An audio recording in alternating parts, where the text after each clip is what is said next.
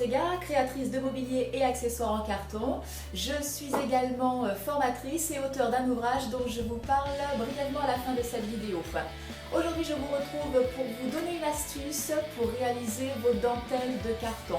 Alors suivez pas à pas ce petit conseil que je vous donne en image et je vous retrouve juste après. Pour réaliser une dentelle de carton de la sorte, prenez une baguette de carton de quelques millimètres de large. Repérez la petite cannelure sur votre droite et la grosse cannelure sur votre gauche. Insérez la pointe de ciseau comme je vous le montre sur la vidéo et tirez sèchement vers le haut pour commencer à décoller la petite cannelure. Écartez doucement la petite cannelure du reste de la baguette sans l'écraser surtout. Voilà, repérez bien mes pouces qui se posent fréquemment au milieu, là au plus près de la zone à décoller.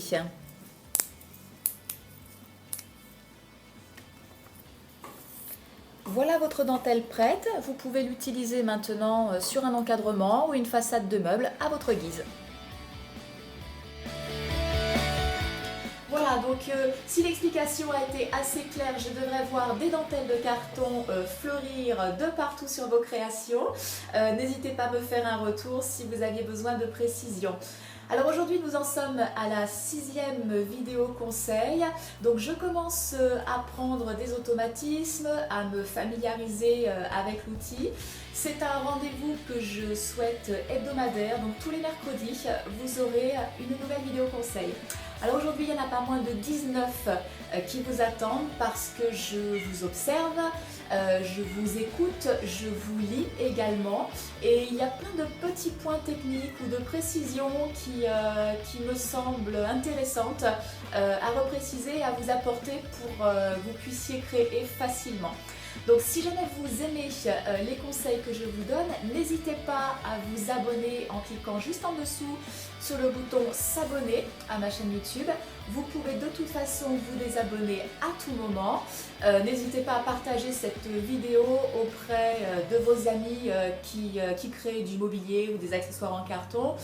L'idée étant que chacun puisse s'amuser, se faire plaisir et ce quel que soit son niveau et la façon dont il le pratique, à titre d'amateur ou de professionnel.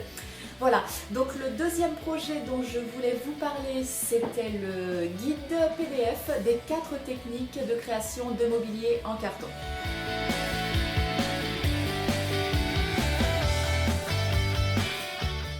Alors l'objectif de ce guide est vraiment de vous faire faire un premier pas vers l'autonomie en matière de création de mobilier en carton. Vous allez y retrouver les caractéristiques des différentes techniques de création que j'utilise, les cas dans lesquels j'utilise chacune de ces techniques et enfin le type de dessin associé à chacune des techniques.